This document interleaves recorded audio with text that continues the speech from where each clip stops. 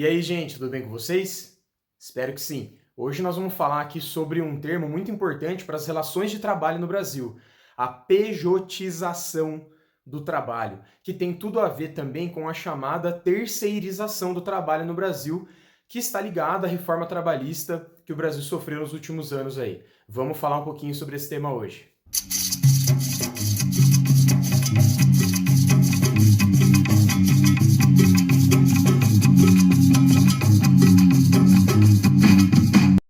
Em 2017, a reforma trabalhista vai alterar algumas leis muito importantes para as relações de trabalho no Brasil. E uma dessas leis tem a ver com as chamadas atividades fim de uma empresa.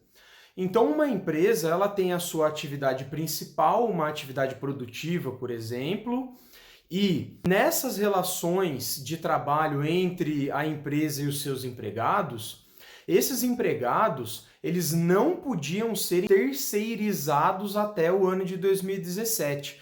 Portanto, eles tinham que ter uma relação de trabalho direta com a empresa. Se um empregado tem uma relação de trabalho direta com essa empresa, esse empregado tem as suas garantias trabalhistas, como o direito a férias, 13º, no caso do Brasil, obviamente, que é o que estamos tratando aqui, descanso semanal remunerado, licença gestante. Então, esses elementos, eles trazem alguma solidez para a segurança do trabalhador no Brasil. Mas a partir de 2017, a gente vai ter essas mudanças. As chamadas atividades fim de uma empresa também vão poder ser desenvolvidas a partir de outras empresas, portanto, de pessoas jurídicas. Daí que surge o termo pejotização.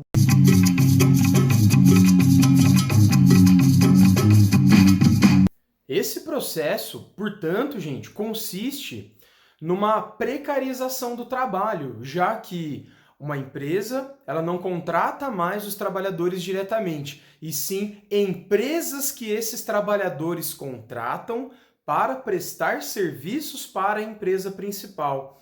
Então, na verdade, o que acontece é que eu me transformo no meu próprio patrão dentro de uma empresa que está me contratando.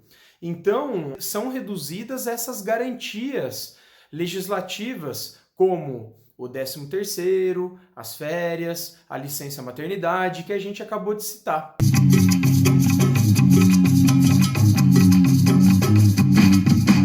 Portanto, no final das contas, essa pejotização, ela se transforma numa precarização do trabalhador. Por exemplo, nessa reportagem que vocês estão vendo aí na tela, ó, feita pelo Estadão, 90% dos trabalhadores empreendedores do Brasil são funcionários únicos das suas empresas, são MEI, o microempreendedor individual. Então isso representa uma parcela muito grande dessas pessoas que criaram empresas para vender serviços para outras instituições. Mas aí vocês estão vendo também esse dado de que metade praticamente desses trabalhadores ganha até um salário mínimo, o que é um rendimento muito baixo. No fim das contas, então, a terceirização do trabalho, quando uma empresa delega algumas atividades que ela deveria fazer para outras empresas, se transforma numa pejotização do trabalho, nós temos um problema grave, já que uma pessoa, um indivíduo precisa abrir uma empresa no seu nome, um PJ, uma pessoa jurídica, para prestar serviços para outra empresa, e isso faz com que ela não tenha a possibilidade de ter algumas seguranças trabalhistas garantidas para essa pessoa. Portanto, há um processo, no fim das contas, de precarização do trabalho.